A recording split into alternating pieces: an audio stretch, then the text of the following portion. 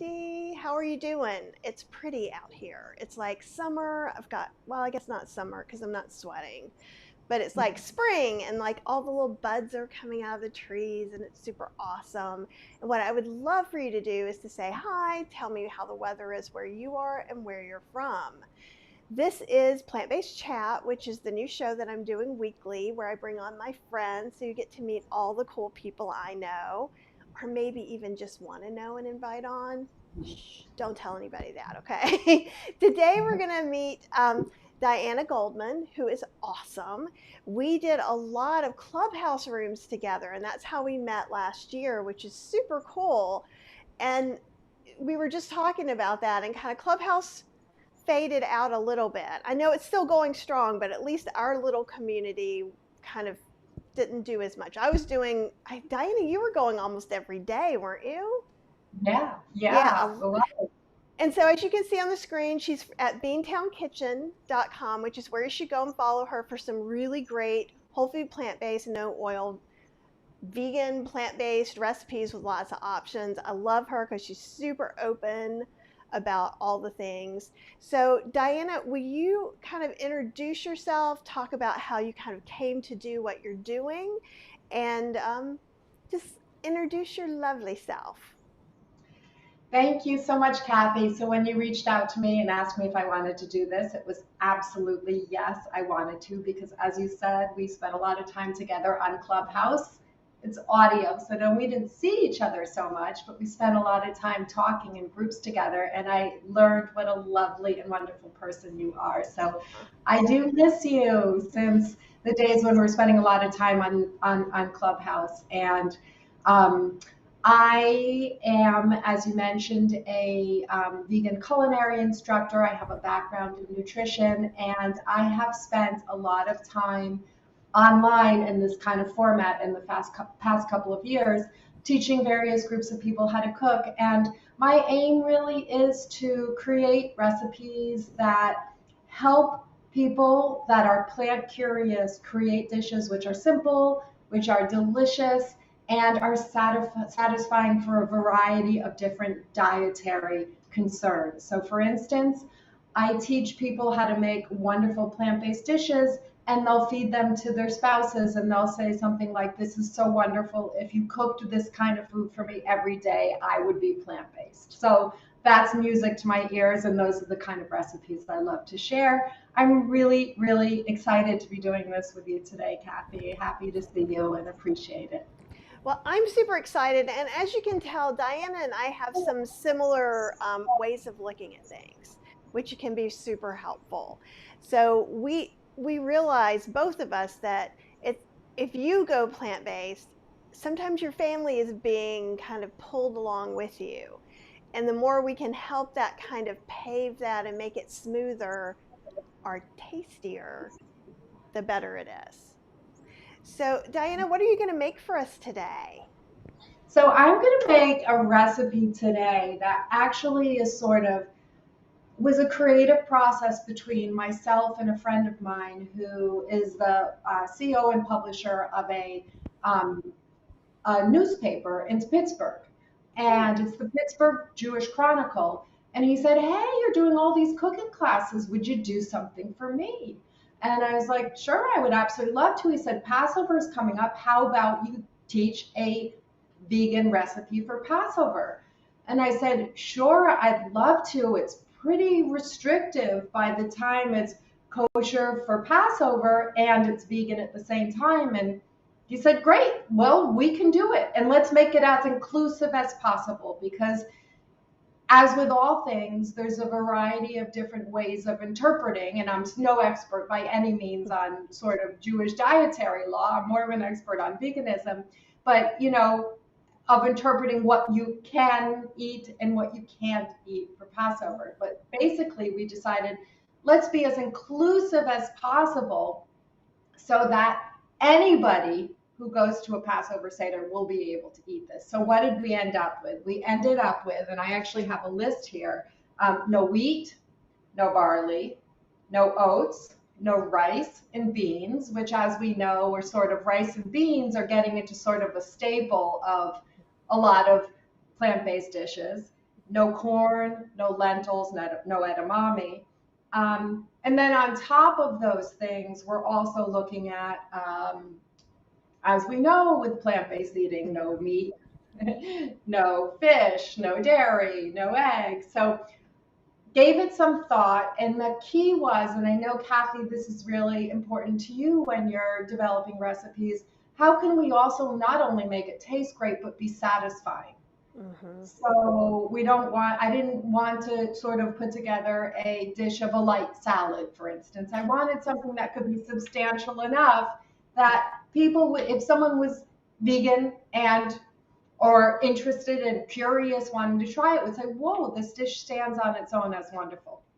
So what I came up with was a quinoa salad with roasted zucchini and sweet potato, and with a sort of a lemony cumin kind of dressing on top of it, but with some apricots thrown in for some sweet sour, and some pistachios thrown in for some of those sort of nice, healthy fats and that nice crunch.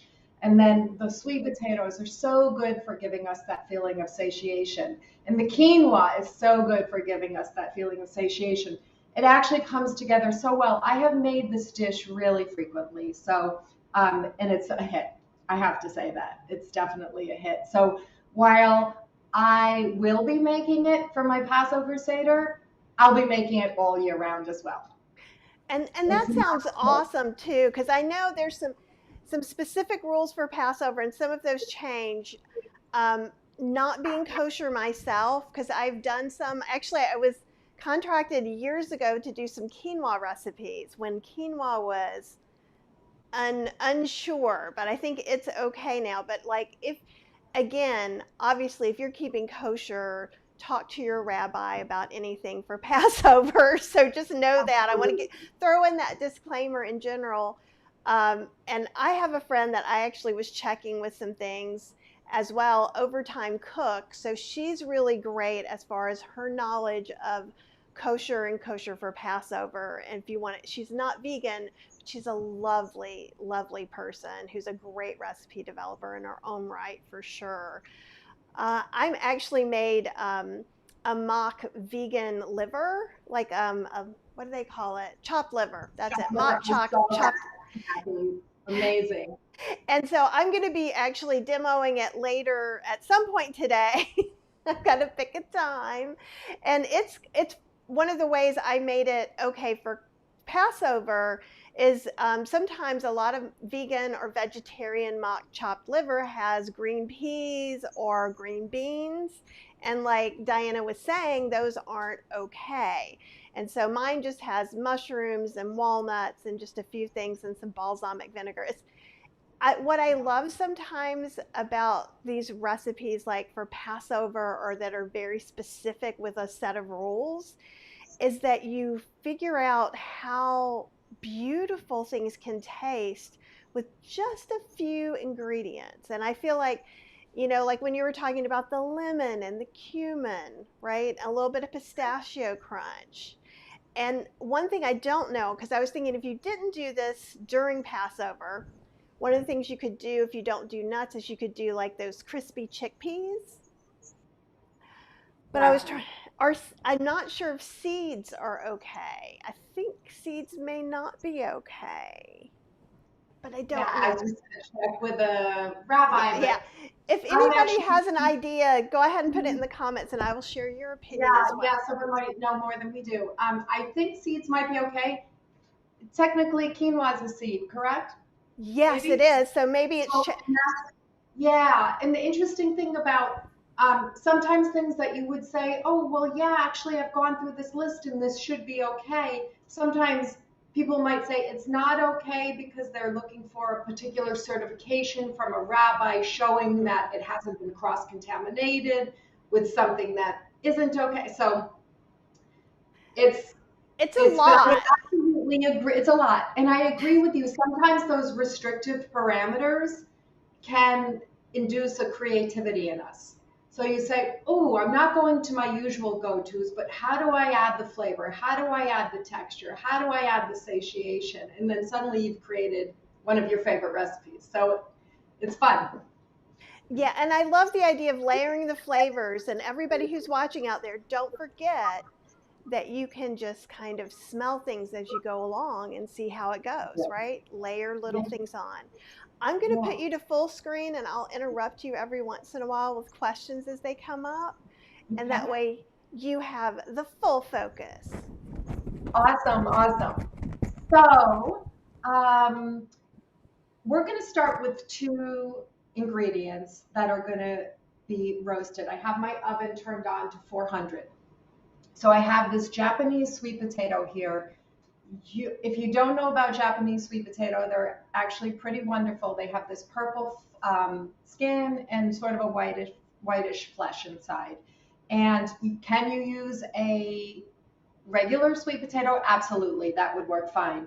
The thing about these, I like the way they roast. They sort of have a slightly deeper, more complex flavor, and they don't get quite as mushy, but I've made it with the ordinary sweet potato and it's wonderful too. So what I'm going to do with the sweet potato is I'm going to dice it into sort of um, small, little bit smaller than bite-sized dice.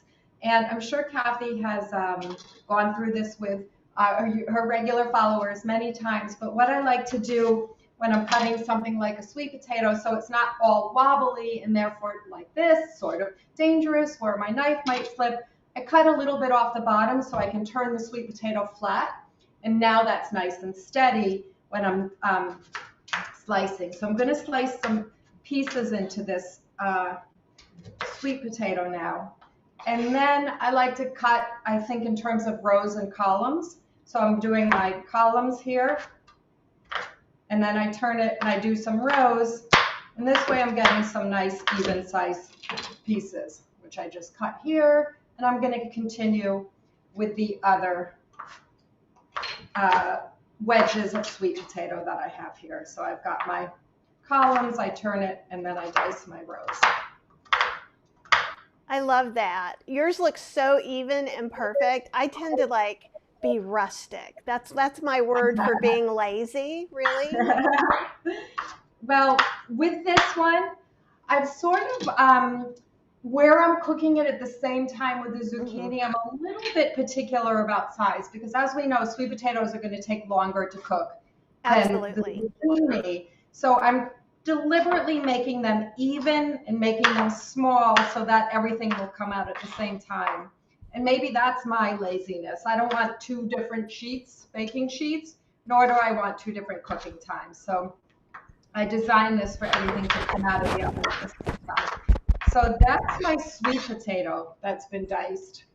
Let me just back this up so you can see it a little better. And then I have a zucchini here, about a medium-sized zucchini, cutting the top and a little bit off the bottom. And then for this one, depending on size, I either slice it into 3 long horizontal pieces or 4.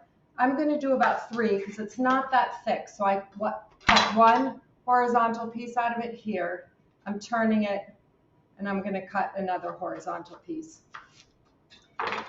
So now I have 3 pieces of the zucchini. That makes me want to do the Sesame Street laugh, like 3, ah, ah, ah, ah, ah. So now I'm putting it on. I have a silicone sheet. You could also use parchment paper. The idea is we are not using any oil to roast these. I have them flesh side down except for the middle piece that obviously doesn't have any skin on the top. And then I'm putting the sweet potato next to it. So the silicone sheet works great. As I said, you could also use parchment. And lots of reasons that someone might not want to cook with any oil. One of my for me, when I cook, one of my best arguments, and there's lots of them, or one of my sort of most motivating arguments, is that olive oil, or any oils really, have about 125 calories per tablespoon. So at the end of the day, I could put 2 tablespoons on top of this. I could saute some vegetables and add another 2 tablespoons. I could make a dressing later in the day and have another couple tablespoons of um, olive oil. Let's say I end up with 4 tablespoons of olive oil at the end of the day at 125 calories. That's 500 calories just of olive oil. That's not giving me much in the way of nutrition. I don't really need it in terms of flavor. So I just like, why would I bother? Like, let the food just come through, the flavors, the taste of the food. In this recipe, there's no way anyone's going to eat and say, oh, where's the olive oil? Where's the oil in this recipe? So I've laid these down, and then I'm just going to grab some salt. If you use salt, put a sprinkle of salt on top, and then I have a little bit of pepper. And I'm just going to interject. I have what I call like a general salt substitute. So if you're not wanting to use like Cajun salt substitute or lemon pepper salt substitute, just use 1 tablespoon of garlic powder, 1 tablespoon of onion powder, and 1 teaspoon of ground celery seed. Mix that together, and then that gives you that illusion of saltiness in your mouth. So that's a great one if you can't use salt. I can attest to how great that is, Kathy, because I've used it and it's wonderful. So, and that would be a fabulous addition to this dish for sure.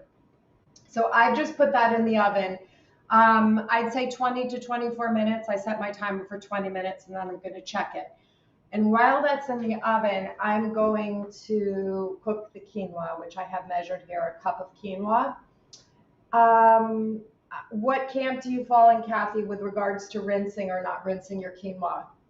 Well, I fall in the camp of I like to buy pre-rinsed quinoa, once again, Yeah. to reinforce my laziness as much as possible. But it needs to be clearly marked. So like Costco usually has some and you can find it. I will say that if you don't know, if I don't know, or if it's in a jar and I don't remember where I got it, I rinse it anyhow. Have you ever, Diana, actually cooked with unrinsed quinoa by mistake? No, did you, what, tell me, have you? Oh, it was horrible. It was bitter. I made a breakfast quinoa with like some beautiful fruits, and I had to throw the whole thing out, and it broke my heart. It was that bitter. Interesting. Yeah, it Yeah. was for me. Yeah. Do you not rinse any? Do you not rinse I it? do rinse, and I just did right now. Okay. And you know what? I rinsed to sort of show everybody that I rinsed, but I purchased quinoa that was pre-rinsed. I have not seen it before. It's the first time I've seen it. So It's awesome. amazing. And here's the thing. I want you guys to notice her mesh strainer.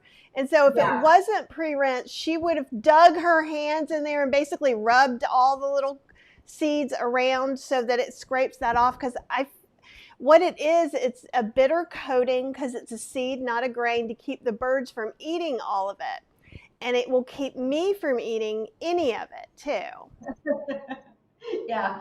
And talking about this mesh strain, be sure when you're rinsing it to use one that's really fine so that your quinoa doesn't all fall through. So I am now putting it in this pot I have here, and I'm going to turn it on to a boil. Oops, something fell in. I'm going to, when it comes to a boil, I'm turning it down, and then I'm going to simmer it for 15 minutes. So one thing that I've seen is that most often recipes call for a ratio of 1 to 2 in terms of quinoa and water.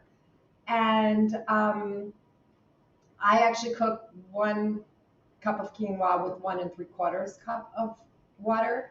I find that that ratio is absolutely fine. My quinoa's cooked to perfection without it being mushy and too soggy. So that's just how I like to do it. It works out well. But like I said, most packages say 1 to 2 ratio. So who knows? Who knows? Well, you know, Jill Newsonell and I have talked about this before. Is she often her and I do different times for rice and beans in the Instant Pot. And the thing is that it's a personal preference. So no matter what it says, like, you should do X. I have some extra long grain brown rice that I swear it is impossible for me to use too much water. So like instead of doing, usually I use like 1 1/4 cup to a cup of rice. I'll go up to 1 1/2 per cup of rice, and that's not, so sometimes I'll do that, and I'll still add some water after steaming. So if you find you haven't done quite enough, that's an easy fix.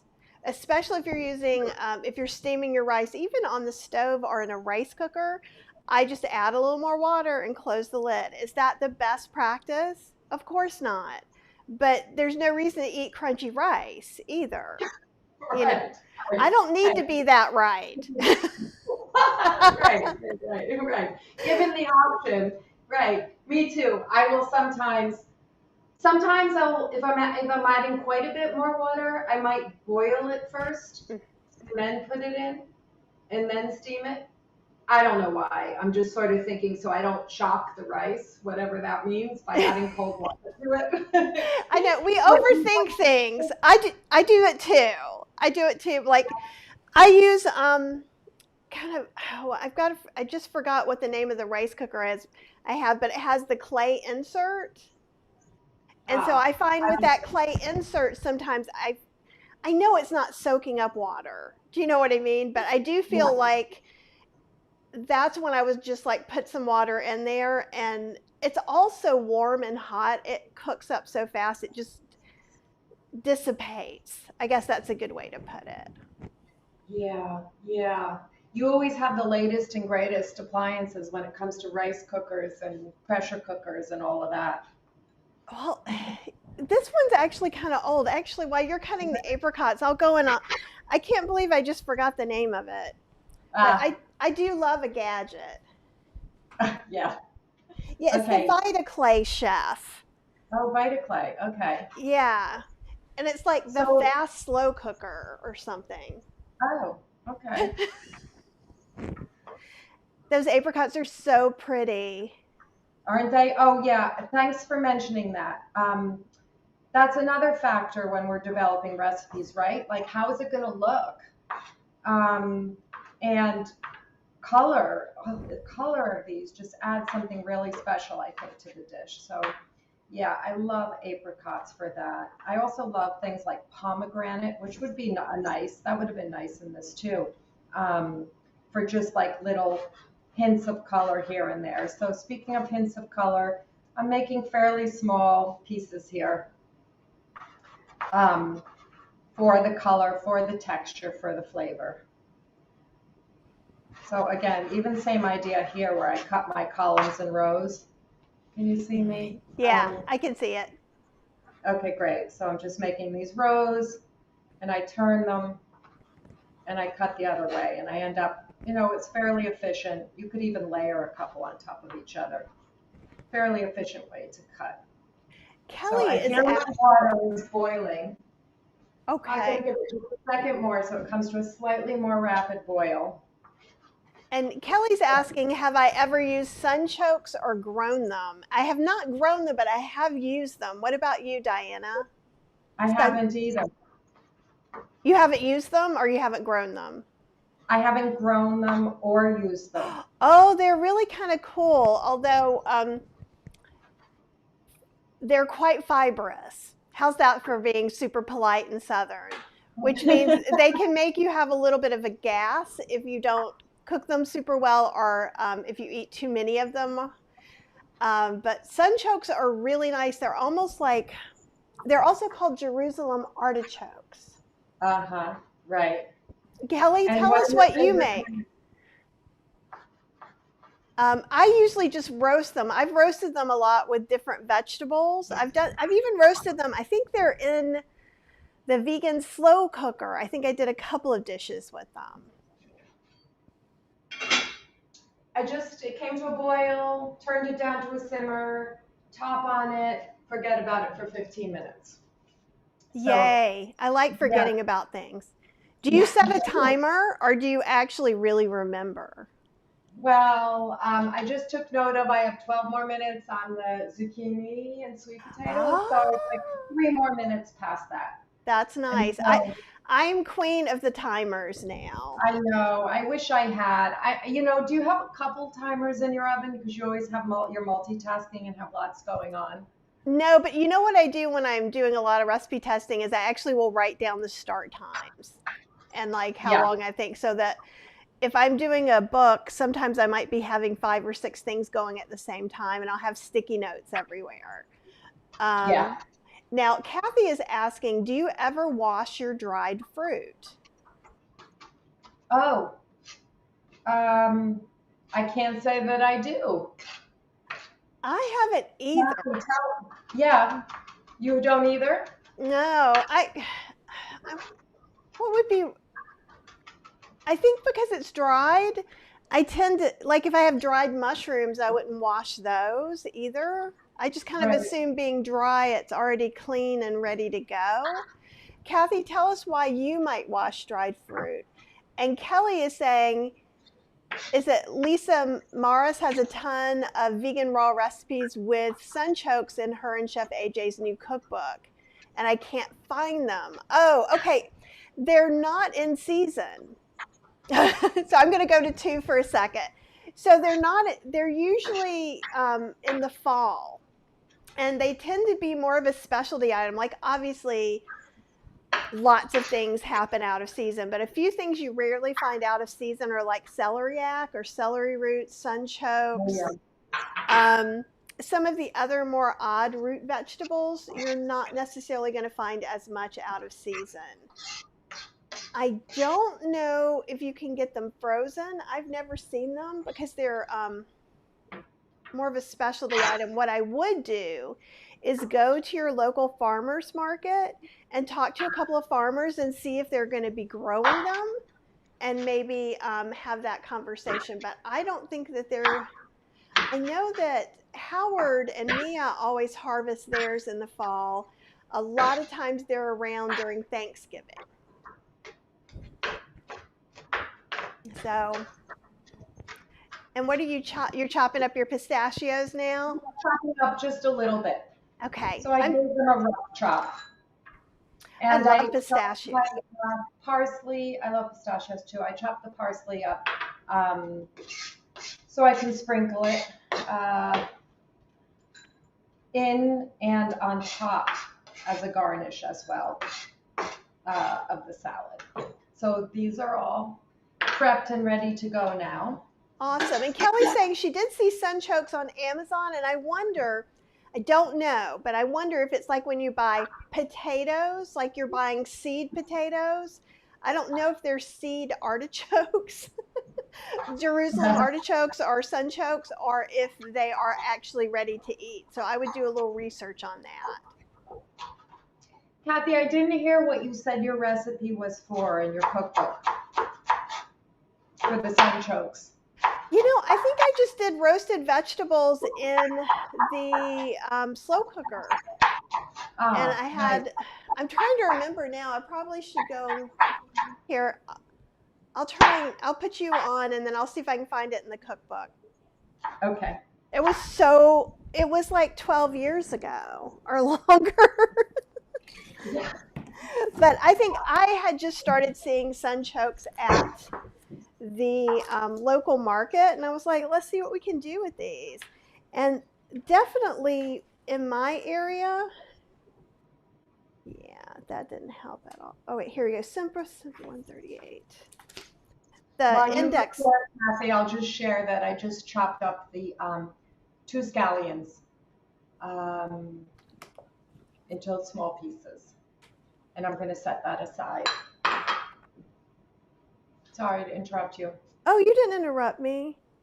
I don't know. I see rutabagas. I love rutabagas. Like, love them. But I don't see them right now. I think that's what they were in. Okay. I've seen them used in stuffing as well.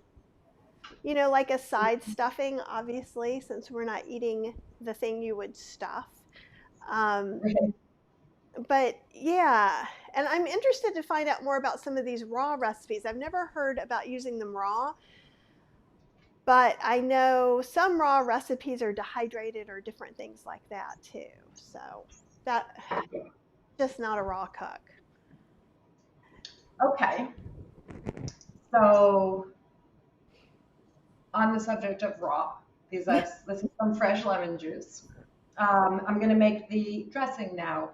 So it calls for a quarter cup of lemon juice, and when you're cooking and you see the recipe and you're writing down ingredients, I like to think of 2 tablespoons for the most part per lemon for an average size lemon. So 4 tablespoons and a quarter cup. So this is about 2 lemons. And that's what I estimated it would be. I squeezed and measured 2 lemons, and it was a quarter cup. So to that, I'm adding some salt. You could use Kathy's salt replacement blend as well. Oops, I just knocked that. I do And that then all the time. you didn't knock it right off. I have myself sort of positioned on the corner here. I'll show you. This is It, the corner of a countertop, and I'm positioned like right here, which just sort of works for. I oftentimes have like a camera here and a camera there and a camera here, so I tried to figure out how I could use one camera and you could see everything. So anyway, this ended up right here. Here's cumin. Um, is going in as well. And you can find the recipe on my website, which is Beantown Kitchen.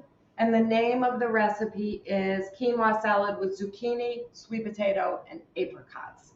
So again, it's Beantown Kitchen. You would find it there. So cumin went in, some black pepper, ground black pepper, some agave, and certainly you could use another sweetener of your choice if you'd like to.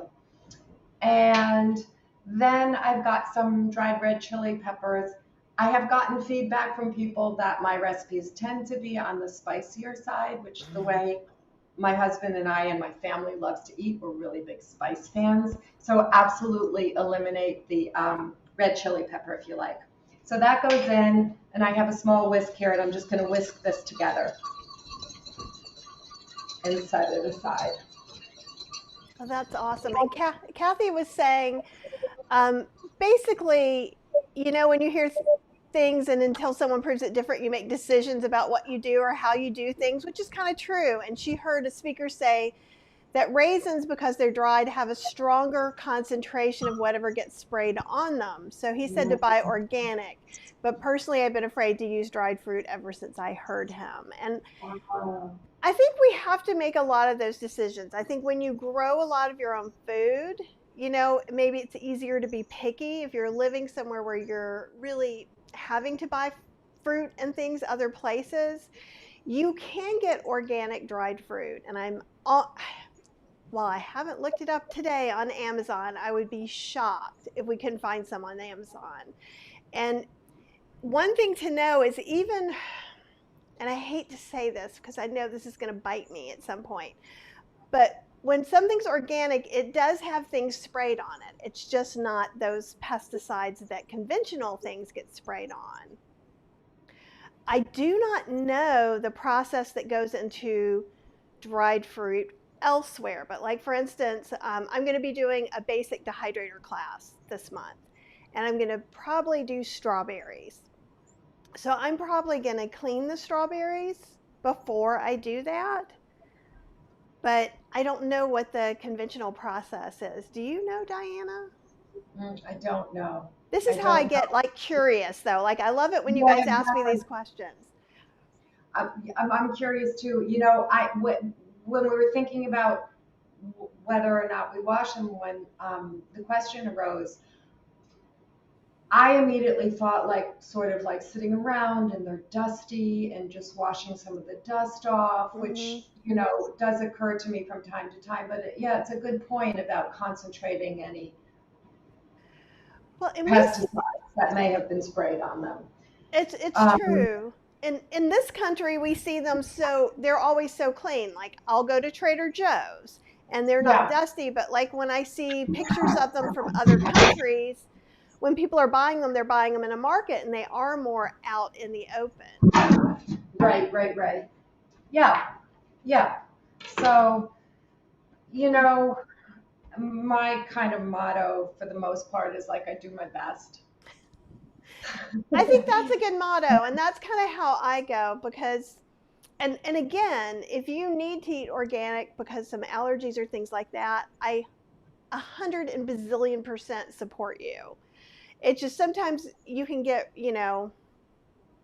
I don't want you to talk yourself out of eating anything, but if you need to do that, that's fine. Like I know that Chef AJ was talking about eating white rice recently and eating rice in general, and that it's kind of okay, right?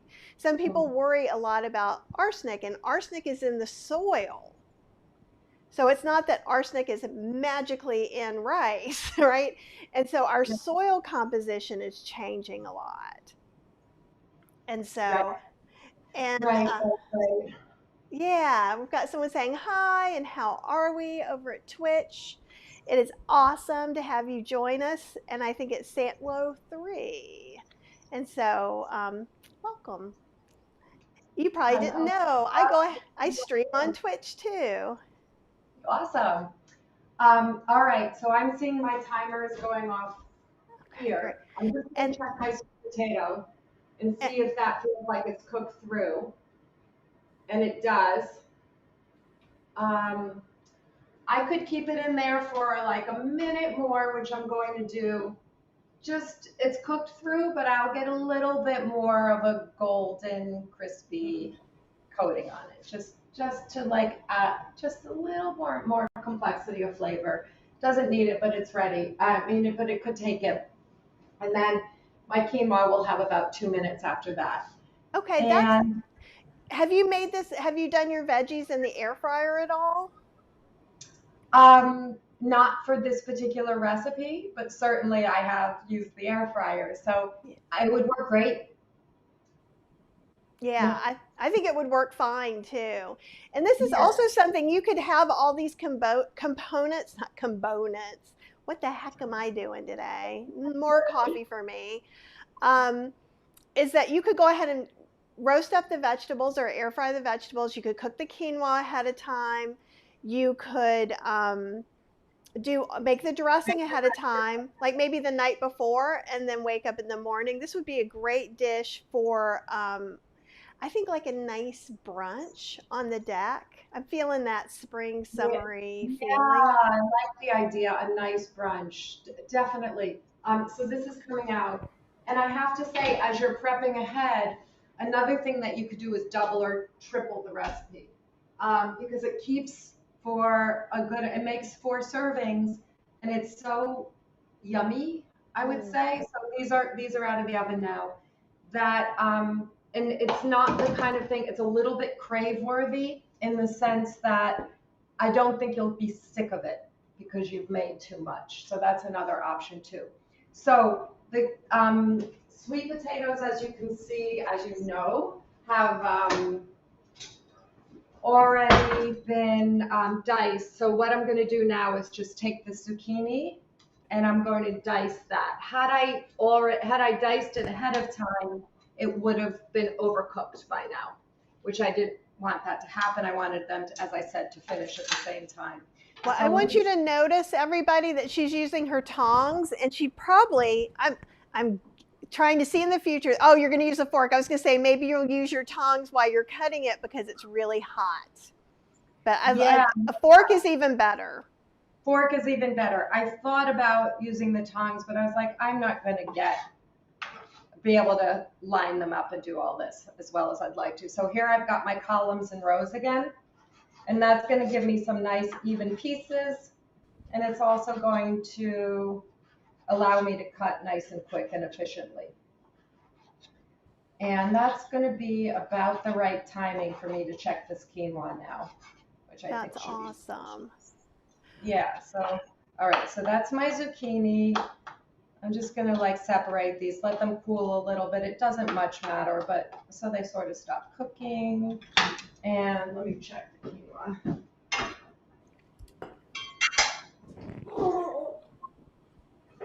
Oh, there's your dog. The mailman is coming back by. He's saying hello. All right, so my quinoa is also finished. Turning off my light in my oven. Off. Okay. So next thing I'm going to do, my quinoa is finished, so it comes together around the same time. And you can serve this however you like. To assemble it, you'll want a mixing bowl. I've decided, because I'm lazy, to use a mixing bowl that is pretty enough to serve in. So it serves two purposes. I love that. Yeah, right. And I'm always thinking, I love entertaining, and even during this time period where I've been doing a lot less entertaining, I still want to I still have fun creating food and thinking about how it will display, how I would serve it. So this is a little bit of a fancy bowl for every day, but why not? It works well. And going back to the organic conversation, Marilyn's saying, I buy organic or not based on EWG's Dirty Dozen or the Clean 15 list. And I think that's a really great way to kind of start things off. And Kelly also, our sunchoke gal of the day, also bought some sweet corn to try. And I hope that she's trying it in her air fryer where corn is magic. Oh, tell us. What do you do to make it magic? You know, on the cob, off the cob? Oh, I leave it on the cob. So the way we like it is we actually rub a lime, like a wedge of lime on the corn. And you could use a little bit of salt if you want, or salt substitute. You could put some chili on there or something if you want, like chili flakes. But basically the air fryer, because it's at a high heat, it's going to caramelize some of the sugars in the corn. And it's actually the air frying process itself that makes it really yummy. And here's a Kathy is saying, I miss using oil when I'm roasting cauliflower in the oven. I miss that caramelization, which I get some, but not like when I used oil. Do you have some suggestions for that, Diana? Oh my gosh, I love cauliflower roasted so much. I don't use oil. I use some salt. I use some ground coriander seed. I love coriander. Right. Maybe a little bit of garlic powder. And to me, it tastes absolutely divine. So, that's the best I have to offer. I think it's amazing. I using the oil for me drowns the flavor of it a little bit, takes away from it, and I've gotten to the point where I don't love the mouthfeel. So, what about you, Kathy? I think if you're really missing some of the caramelization, there's a couple of things you could do. Some you may not want to do, but you could try spraying or spritzing some aquafaba on there. I find sometimes that can brown it a little, not as much. If I hesitate to say this because I know a lot of you guys are not doing refined sugars, but if you put a little bit of vegan sugar or brown sugar and melted that in just a little bit of water and spritzed it, that would also give you some extra caramelization.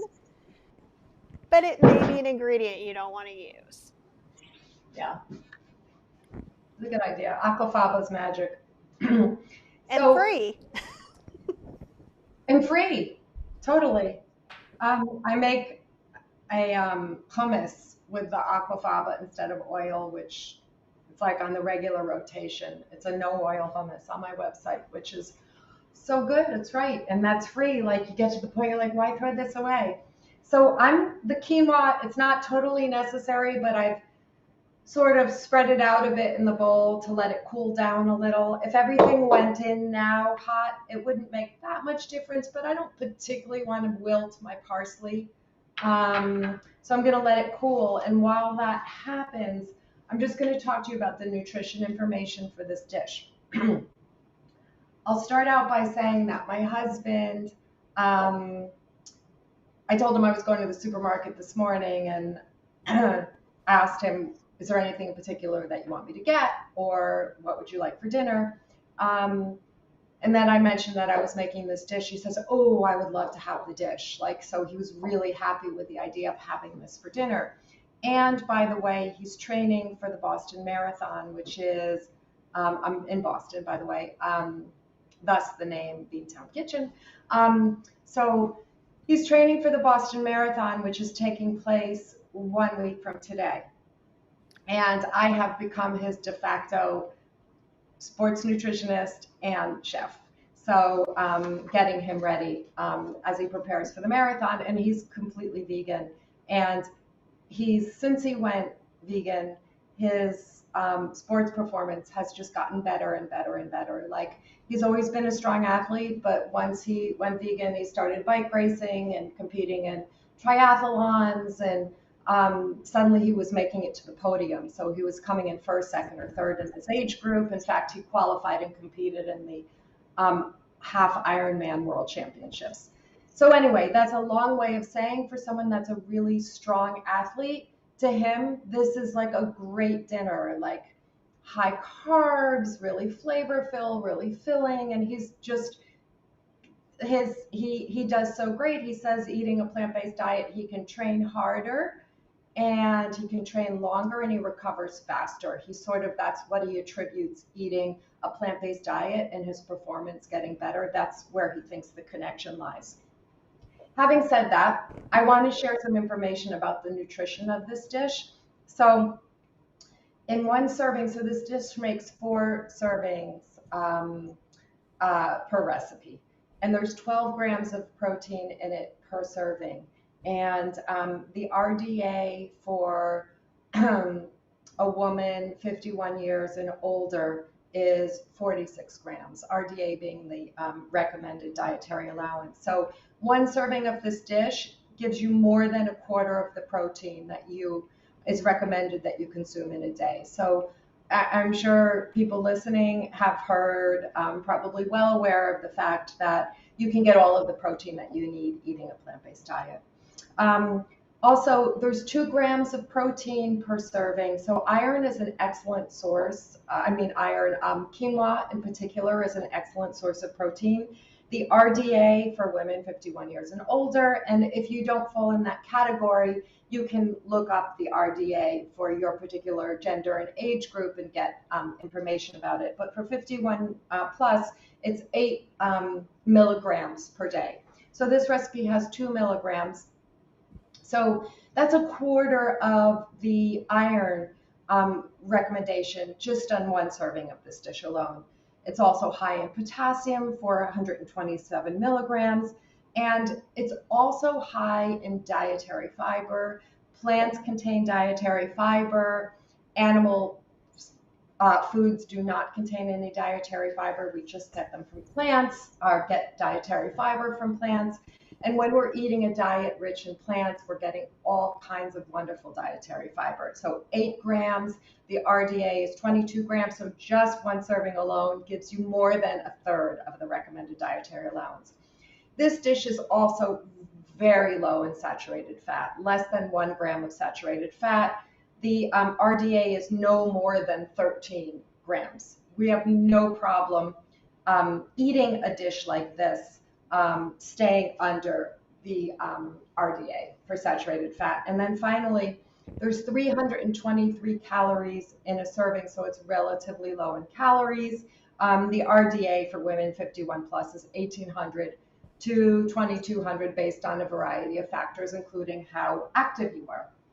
So this is all to say that when you're eating, a whole foods plant-based recipes such as this, particularly no oil, we're looking at oftentimes ample sources of protein, and this is even without legumes in it.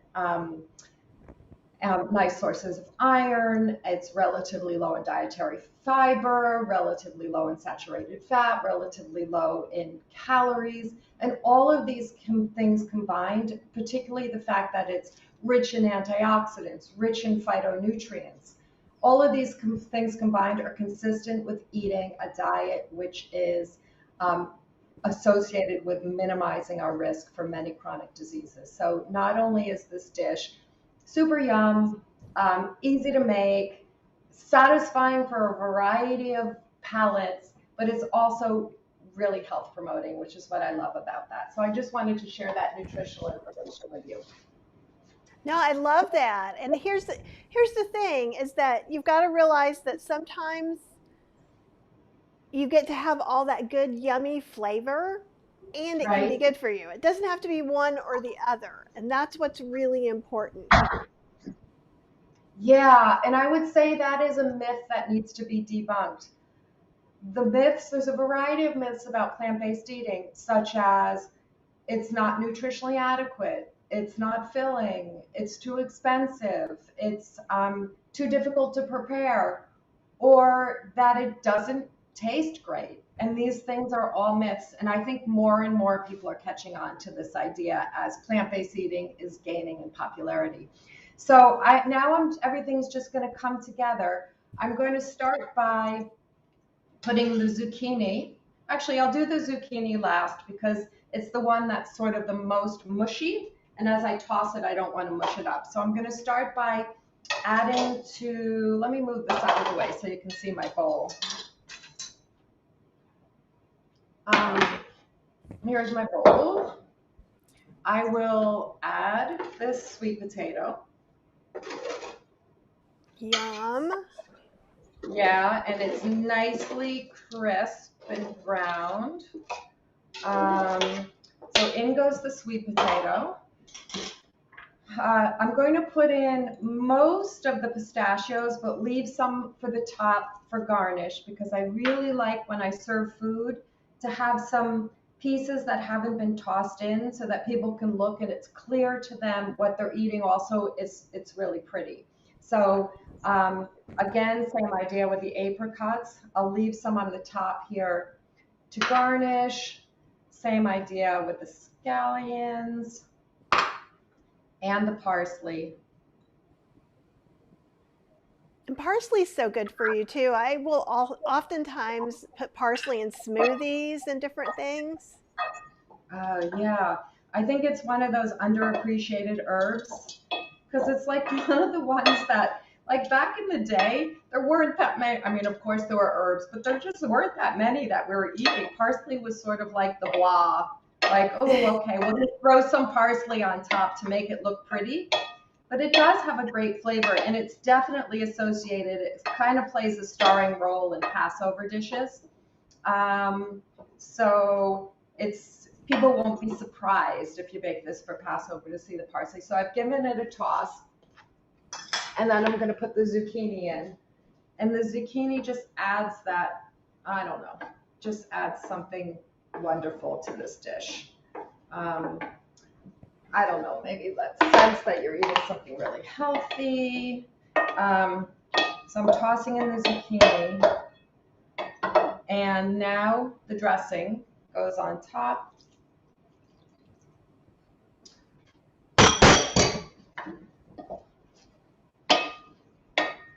And give that a little toss.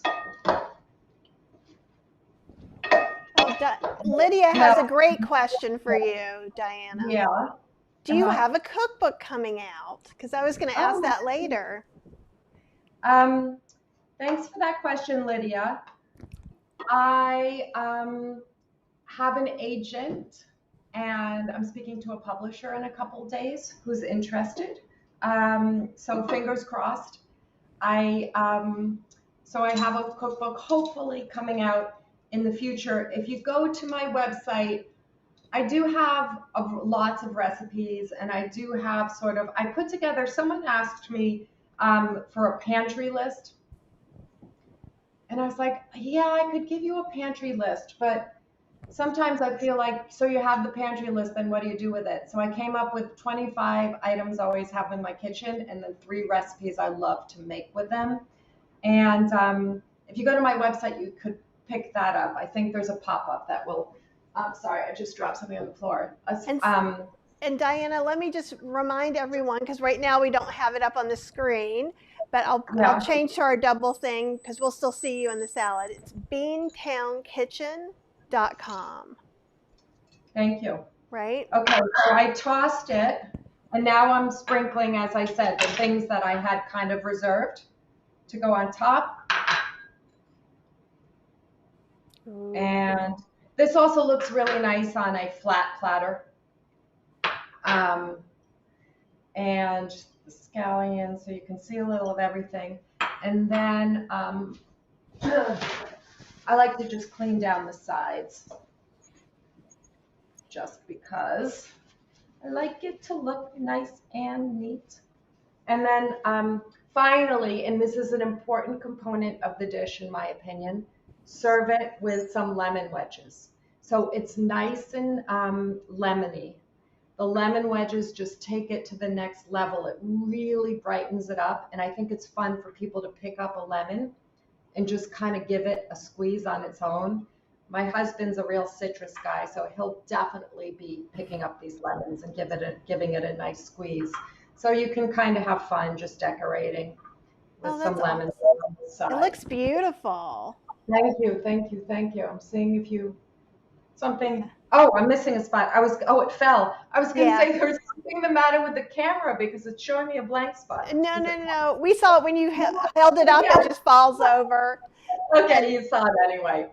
And Okay. Lydia says your Yeah. recipes always look so great, which is true. You do some amazing stuff on Instagram and things. Thank you. Thank you. Thank you. Let's see. There we go. There we go. There we go. So that is the recipe. Um, I am so happy to answer any questions. If anyone feels motivated to make the recipe and they give it a try and you have questions along the way, you can absolutely contact me. I'm on Instagram, Beantown Kitchen. I'm on TikTok now, Beantown Kitchen. I also have a contact form on my website. So any questions you have, I don't know, maybe there's some in the chat, anything that came up as I was cooking or if you make the recipe, feel free to reach Okay, out. we'll give everybody a couple minutes if anybody has any specific questions for you about the recipe or some general nutrition stuff because you're just a wealth of information. But I think this is great. And this is such a great spring dish. And when you talked about putting it on a flat platter, one of the Yeah. things I thought about too is you could serve it deconstructed with the dressing on the side if you had a bunch of picky Yeah, eaters. Kathy, you actually brought up a really good point. So, in the beginning, I mentioned that I love to come up with recipes that aren't just for vegans, but like a vegan or someone who's plant curious or whatever is serving to a variety of people, or there's one in the family. So, I think one great tip is to deconstruct food. So someone might feel like, that's maybe a little scary to try it. Having said that, if they saw the quinoa and they saw the zucchini and they might say, okay, well, I'm not a pistachio person, but I'll take everything else. So Mm-hmm. deconstructing is really fun. I think people like agency when they cook. Mm-hmm. They feel sometimes more brave and more comfortable if they do have the agency to choose and mix and match what they're going to put on their plate. So that would work for sure. And I think too, like sometimes people might be like, I don't like, I'm funny about zucchini. I don't hate zucchini, but if Uh-huh. zucchini is overcooked, I want nothing to do with it. If eggplant is undercooked, I want nothing to do with it. So, right. Well, oh, it just, I don't know. It just really gives me the heebie-jeebies. Yeah.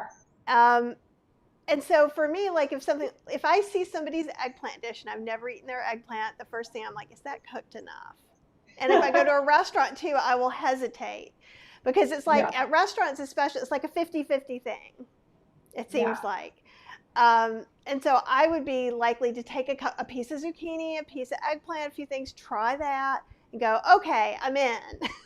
Yeah, right. Is it prepared the way I like it? Rather than taking the whole thing, having one bite of zucchini and saying, oops, actually no on this dish. Yeah, Right. Right. Because it's funny, I make zucchini tacos. Like, but what I do is I dice it up pretty small. I put it with like some cumin, some chili powder, a few different things, and then I quickly stir fry it. Ah, And so it's still got a little bit of crunch. And Joanne is saying that I love that it's okay to pick and choose. Absolutely. Because the thing is, my best friend has moved to North Carolina, and I'm anxiously awaiting because they're what is it? They had an offer accepted on a house and they were doing the inspection today. But there's going to be a couple of days they're going to come and stay with me. So I'm thinking, because they're a little bit pickier sometimes, of doing a lot of platters. And that's where that came from too. Because I'm like, oh, if I was going to serve, everything's going through, if I was going to serve this to them, what would be the best way to serve it? To make totally. sure everybody can eat something. Totally.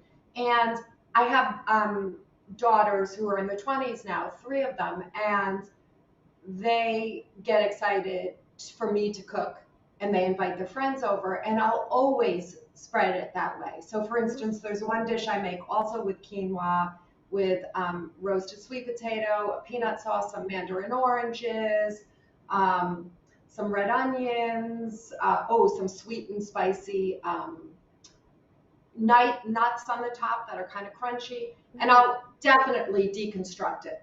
Oh, crispy tofu. And then they pick and choose what they want.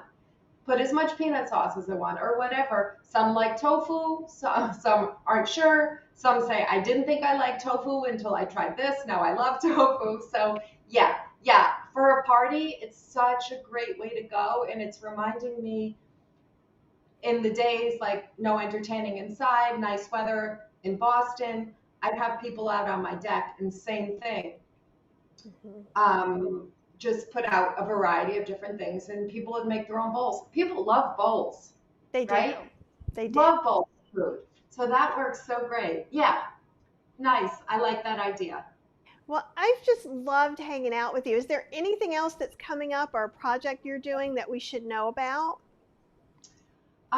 So I have recently started teaching workshops, Ooh. and they're 5 week workshops on a one evening per week for an hour and a half. And I teach 12 recipes, and I have a professionally photographed cookbook that goes with the recipe. So that does sort of answer the cookbook, like sort of unconventional because it's self-published, but cookbook that comes with it. And I had done research and I talked to people about what the factors are. I was trying to identify the factors for transitioning to a plant-based diet and staying with it. And based on that research, I have 5 factors, and each week we focus on a different factor, and then we do some amazing cooking together. So I just finished my last workshop and I'm thinking about setting up one this summer. So, again, if that sounds interesting to anyone that's listening and they'd like to go on a curious exploration of what plant based living could mean for you, or perhaps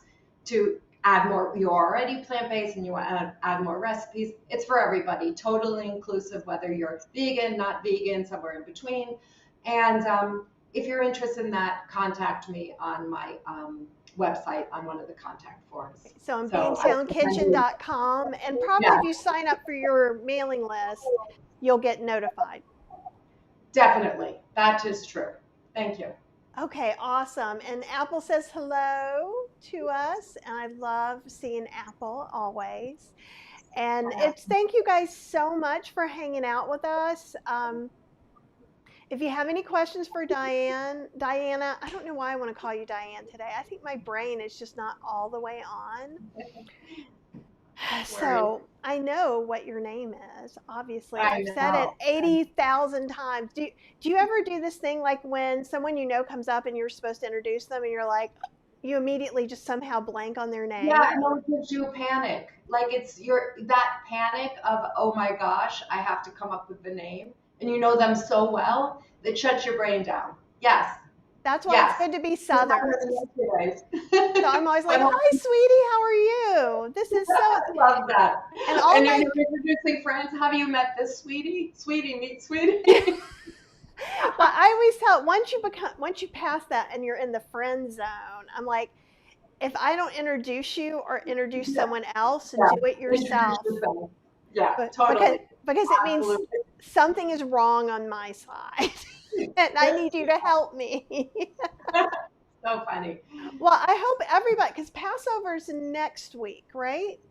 It's coming this Friday. We're having our Passover Seder This here in my house. Friday. Yes, I don't know coming what up soon. that's why I was hoping you would do this But week. And so last week we yeah, did a Jamaican spice bun for Easter. So I'm trying to catch everybody yeah, at the yeah. holiday. And like Passover does, you keep Passover for more than just the first night. That may be So, why I'm so thinking, you're right. Yeah, yeah. So Passover, right. So next week it will still be Passover. okay. Yes, exactly. You're right.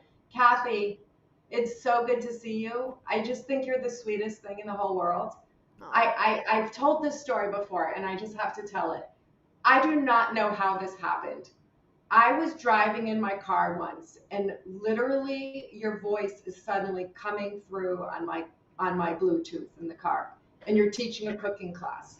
Like I knew of you because I have your cookbooks, but like I wasn't a regular like tuning into your YouTubes or your cooking stuff. Mm-hmm. But suddenly you're there and I'm like, "Oh my gosh, this is like the most calming, sweet, lovely person." So sweet. And then I reached out to you to help me do video because I wanted to learn how to do this kind of thing and you taught me. And I don't know if that was like pre-pandemic or not, but I think it was I right can't, at the pandemic. right at the pandemic, I was like, I gotta figure this thing out, and you helped me. And I don't know, like you just were suddenly in my car talking to me. So you're the sweetest. Thank you. That's really sweet. And some people have called me the Bob Ross of vegan cooking, and I've decided to embrace that. Um, but once, if you know me too, like I can be lazy and I can be spastic and all these other things. And I think that's why when I'm on video and I'm cooking, what I want to do is relax you guys because I know you're going to feel some little things in your stomach when you're trying something new, just like I do. And Yeah. so, and Diana is also so calm and soothing. So, hopefully, if you're a little nervous about cooking at all, we've kind of helped show you that it's easy and it's also okay to not be perfect. So, my mission in life is to also learn this as well as show everyone it's okay not to be perfect because we can't be perfect. So, Right. I also don't have, I don't know, aqua skin. That would be lovely. But unless I want to do something super crazy, I can't just magically aqua skin, right? I can't do that and be like, perfect, everything's going to go well. Yeah. And Kelly says, thank you. And Joanne, oh, you're so sweet. Okay, I Yeah. thought you had said something else. So I didn't mean to put up a big compliment about me up there. Everyone wants to see it. Uh, that make, can you see I'm getting a little pink? So maybe, wouldn't it be cool if you could blush in different colors? This is the kind of thing that happens to me that I think about. This is why Oh, I I do, want to see your brain. yeah. Yeah, you got it. Yeah. Um, I would like that thought to pop into my mind. Well, that's how I think of some of the weird things that I make. I'm like, I want to have dry vegan cheese powder too. And then I make, Oh yeah. Oh, dry vegan cheese powder is incredible. Like to just mix it with some plant milk and suddenly you have mac and cheese sauce. oh, I have a recipe, right? You know what recipe I have, which I love of yours? I was gonna say I have on my shelf, but I finished it. Is your toasted oat Parm- recipe, toasted Parmesan? oat parmesan with the nutritional yeast? Like that's insane. So I would bake a potato, microwave a potato, and sprinkle that on top, and like I'm Mm. done. Well, and That's so it's good. crazy. It shouldn't Maybe a taste little, good, right? It yeah, should taste like nothing, but it tastes really good. yeah, yeah, it Um, does. yeah, and so yeah. So anyhow, you guys keep brainstorming for us. Give us some ideas of things you want to see, because I know Diana loves ideas as much as I do. And I just want to thank you again for kind of coming on, giving her time to us and showing us this awesome recipe. And it's something that we can eat anytime. It's great for the summer. I would see myself eating that out of the fridge in July and Yeah, August. yeah, So yeah, do it. Let me know. Send me a picture when you do it. I will. Um, awesome. It's totally my pleasure. Thanks for inviting me on. Okay, bye, every guys. Bye, everybody. You guys. Who Bye. knows what Thanks else for I was. joining us, everybody. I'll talk to you guys next week.